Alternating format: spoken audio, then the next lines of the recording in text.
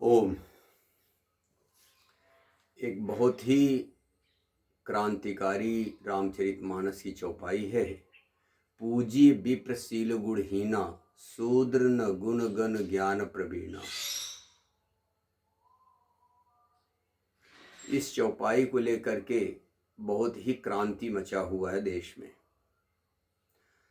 कई एक सज्जनों का कहना था, महाराज इसको भी आप समाधान के रूप में दें समाज को।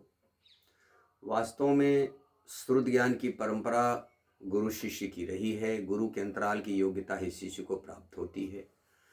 यह जो रामचरितमानस है ये साधना की चीज़ें हैं। भगवान शिव के मानस उपज थी। लोक कल्याण के लिए इसका सृजन किया गया। इसमें न अक्षरों का मेल मिलता है, न कोई अर्थ लगा सकता है, न जाप का कोई प्राविधान है। लेकिन ऐसे जो सद्गुरु मिलेंगे तब इसका अर्थ समझ में आएगा। तो जो चारों वर्ण में केवल विप्र का नाम आया है और शूद्र का दो। इस चौपाई का अर्थ होता है कि शील और गुण से हीन भी विप्र पूजनीय है, परंतु गुण और ज्ञान से संयुक्त शूद्र पूजनीय नहीं है। ऐसा क्यों? तो वस्तुतः ये दोनों जो वर्ण में शूद्र और ब्राह्मण का नाम आया है। शूद्र पहले तो समझना है कि शूद्र है क्या और विप्र है क्या। चार वर्णों में जन्म शूद्र का होता है और चार वर्णों में किसी का भी जन्म नहीं होता, केवल शूद्र का होता है।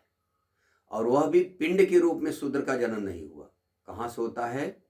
चरणों से होता है। पदाभ्याम शूद्रो अजायत एक श्लोक है कि ब्राह्मणो अश्य मुखम आशीत बाहु राजन्य कृत उरु तदश वेद वैश्य पदाभ्याम शूद्रो अजायत। इसका मतलब होता है कि मुख से ब्राह्मण, भुजा क्षत्रिय से, जंघा से वैश्य और शूद्र चरण से।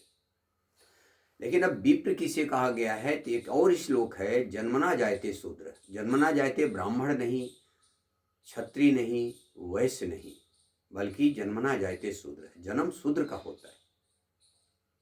संस्कारा द्विजुच्यते, संस्कार से भी द्विज बनता है। अब द्विज कैसे बनता है? वो वास्तव में एक तो माता पिता के शरीर से हम लोगों को शरीर जन्म मिला है। दूसरा, गुरु के आश्रम में जब हमारा एडमिशन हो गया, साधना समझे, साधना समझ के चलने लगे, धीरे धीरे साधना की जागृति हो गई। अब जागृति के साथ साधना जागृति हुई, अंग फड़कने लगा, संकेत मिलने लगा, उसको शूद्र कहा गया था। आत्मा की जागृति, भजन की जागृति, इसी को ज्ञान की प्रवेशिका कहा गया है। विज्ञान इसी को कहा गया है। इसी को अनुभवी संचार कहा गया है। परमात्मा से बातें करने का भी कहा गया। भगवान बातें करते हैं, खुदा बात भी करता है। इसलिए एक आया है कि जो बात दवा से बन न सकी वह बात दुआ से बनती है। सच्चा मुर्शिद मिलता है तो बात खुदा से होती है। मुर्शिद माने सच्चे सद्गुरु मिलेंगे तब वह खुदा से भी बात अर्थात भगवान से भी बात करेंगे। बात करने का तरीका है, अंग फड़केगा, संकेत मिलेगा, यह शूद्र। शुभ है परमात्मा, द्रमने द्रवीभूत। तो परमात्मा कैसे द्रवीभूत होगा? कौन से कर्म से? तो परिचर्या आत्मकम कर्म। आश्रम, आत्मा के लिए जहाँ श्रम होता है उसको आश्रम कहते हैं। इसके अतिरिक्त शरीर के लिए श्रम होता है। इसी में लोग गणित लगा लेते हैं, हम कर्मयोगी हैं, हम ये हैं वो हैं, पता नहीं। यहाँ गीता के अनुसार आत्मकम कर्म आया है। यह शूद्र का स्वभावजन्य कर्म है। आत्मकम कर्म क्या है? आश्रम, आत्मा के लिए श्रम। आत्मकम कर्म है जब हम आत्मा के लिए कुछ करते हैं। आत्मा क्या है? परमात्मा का अंश है, जो ईश्वर अंश कहा गया है। यही सत्य है, शाश्वत सनातन है।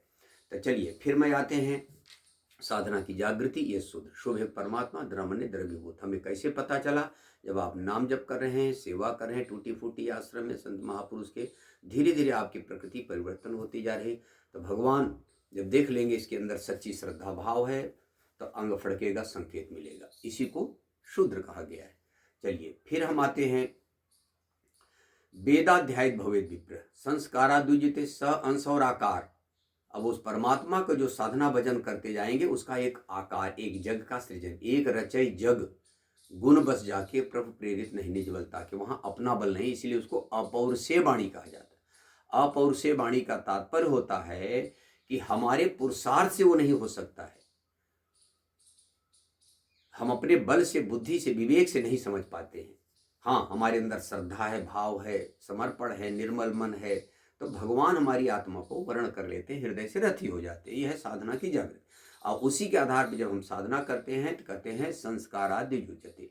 अब तीसरा आएगा वेदाध्यायित भवेद विप्र।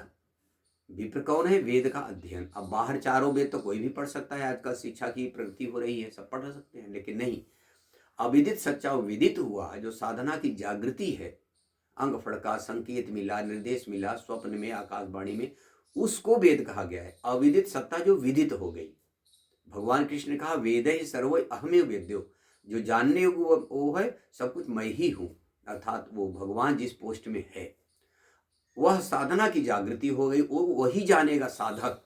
संसार के लिए नहीं पता है, अब वो भगवान कहाँ ले जा रहे हैं, कैसे ले जा रहे हैं, उसका साधक अनुपालन करते हुए चल रहा है। यही है वेदाध्याय विप्र। विप्र, वि माने विजय, प्र माने प्रकृति। जो हमारी प्रकृति है, काम क्रोध लोभ मोह राग देश, नौकरी चाकरी, बिजनेस व्यापार, यह प्रकृति से हट के जब सदगुरु वाली प्रकृति, सत्य की ओर चलने वाली आत्मरायण, तो वह साधना की जागृति के आधार पर चलेंगे तो हम जानेंगे, संसार नहीं जानेंगे। वहां बाहर नहीं रहेगा कि हम चंदन लगा लिए, नहा धो लिए, जनेऊ पहन लिए, नहीं।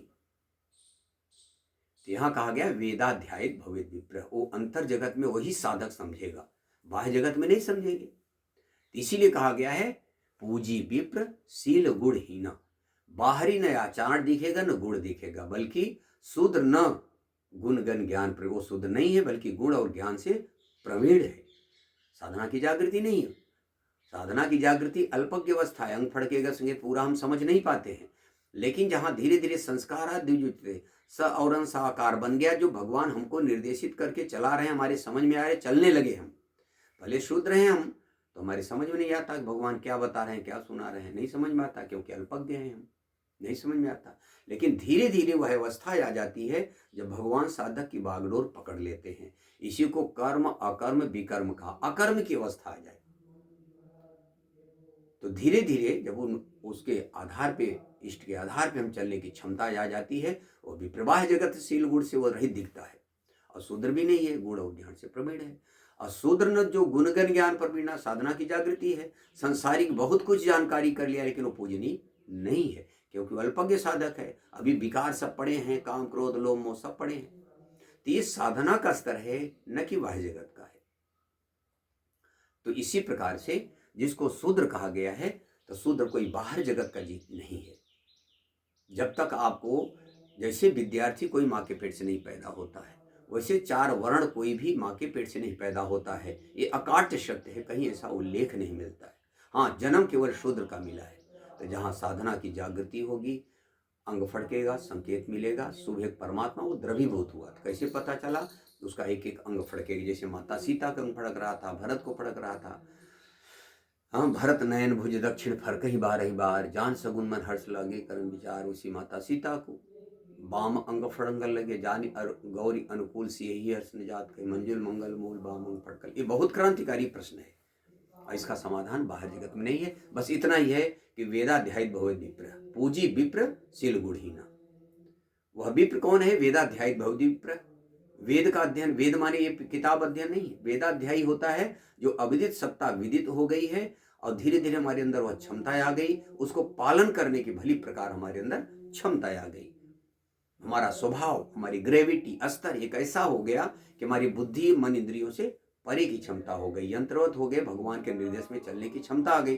अब पागल की तरह हमारे दादा गुरु देखो, दत्तात्रेय देखो, रामकृष्ण परमहंस देखो, उनको कौन समझता था? नहीं जान पाता था, उनको तो पागल ही समझते थे। तो इसीलिए बाह्य जगत के लोग उनको नहीं समझ पाएंगे। चतुराई चूल्हे पड़ी, घूरे पड़ाए अचार, तुलसी राम भजन में चारों वर्ण चमार। चतुराई चूल्हे पड़ी, वह चतुरता चूल्हे में आगे लग जाए। घूरे पड़ाया अचार, आचार विचार, 3 टाइम नहाया, चन्न लगाया, लेकिन एक परमात्मा का भजन नहीं करा, तब तो सब दिखावटी फॉर्मेलिटी हो गई। भाई ड्रेस नहीं पड़ाता, ड्रेस एक ट्रेडमार्क का होता है, हमारा श्रृंगार एक शरीर के लिए होता है, चन्न लगा लो, इससे साधना वजह से क्या मतलब? साधक तो होती है ओम दर्श दीवाना बावला, अलमस्त फकीरा, एक एकाकी हो रहा असमत का धीरा। वो अलमस्त फकीर होता है, उसको श्रृंगार उंगार का कहाँ समय मिलता है। इसीलिए मैंने समाधान दिया कि साधना की जागृति शुद्ध है, उसी को कहा गया है गंगा जी का आविर्भाव। गंगा जी कहाँ से पैदा हुई? चरणों से। जिनके चरण निकली सुरसर शंकर जटासमाई देव नदी गंगा जी भगवान के चरणों से निकली। शुद्ध का भी जन्म भगवान के चरणों से। भगवान कौन है? जिसको सदगुरु कहा गया, योगेश्वर तत्वदर्शी। ऐसे महापुरुष के पद पूजा, पू माने पूर्जा माने जानकारी, पूजा मूलम गुरु पदम, जिस पद में गुरु बैठे उस पद का पहला पद है शुद्ध। इसीलिए कबीर पढ़े लिखे नहीं थे, उन्होंने क्या कहा था कि चार वर्ण चित जे चले चेतन पथ निष्काम, प्रथम चरण में शूद्र है विद्वत और परिणाम। प्रथम चरण में प्रथम भूमिका साधना की जागृति, अंगफड़ का संकेत मिला, स्वप्न मिला, आकाशवाणी मिलने लगती है, वह निर्देशित करने लगता भगवान से। इस दिन साधना की जागृति, इसी को भगवान ने कहा त्रिगुणमय प्रकृति को अधीन करके आत्माया के द्वारा मैं प्रकट होता हूँ। बोलो गुरुदेव भगवान की जय।